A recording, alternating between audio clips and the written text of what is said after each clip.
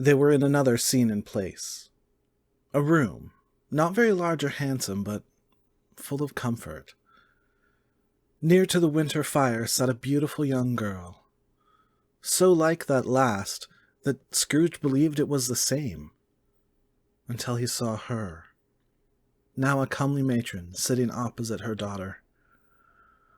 The noise in this room was perfectly tumultuous, for there were more children there than Scrooge in his agitated state of mind could count, and, unlike the celebrated herd in the poem, they were not 40 children conducting themselves like one, but every child was conducting itself like 40.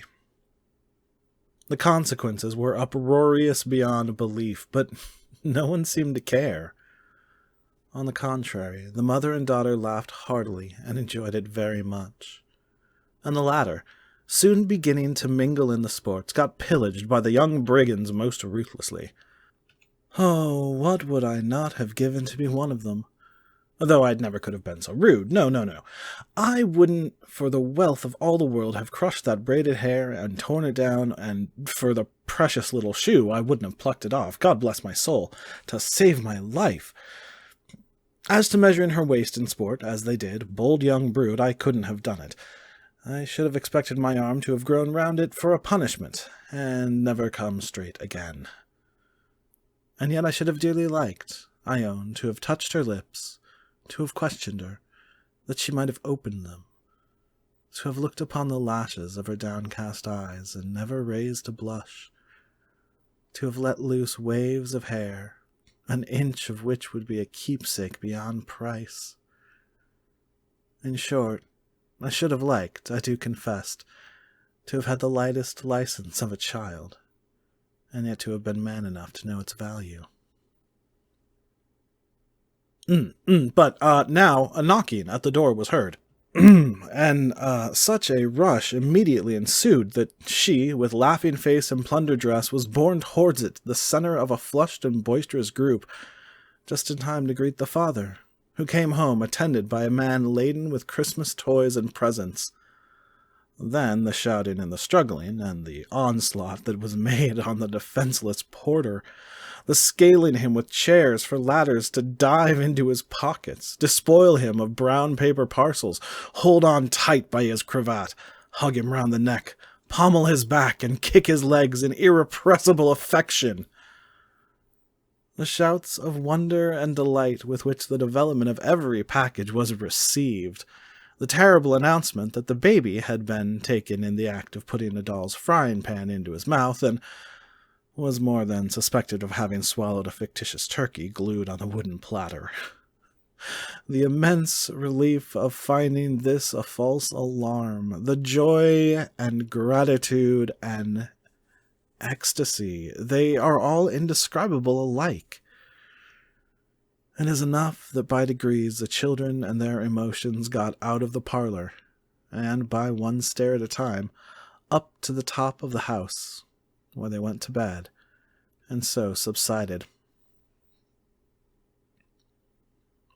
And now Scrooge looked on more attentively than ever, when the master of the house, having his daughter leaning fondly on him, sat down with her and her mother at his own fireside, and when he thought that such another creature, quite and graceful and as full of promise, might have called him father, and been a springtime in the haggard winter of his life, his sight grew very dim indeed. "Belle," said the husband, turning to his wife with a smile, "I saw an old friend of yours this afternoon." "Who was it?" "Guess." "How can I? Tut, don't I know?" she added in the same breath, laughing as he laughed. "Mr. Scrooge." "Mr. Scrooge it was. I passed his office window, and as it was not shut up, and he had a candle inside, I could scarcely help seeing him. Oh, his partner lies upon the point of death, I hear, and there he sat alone. Quite alone in the world, I do believe." "Spirit," said Scrooge in a broken voice, "remove me from this place." "I told you these were shadows of things that have been," said the ghost.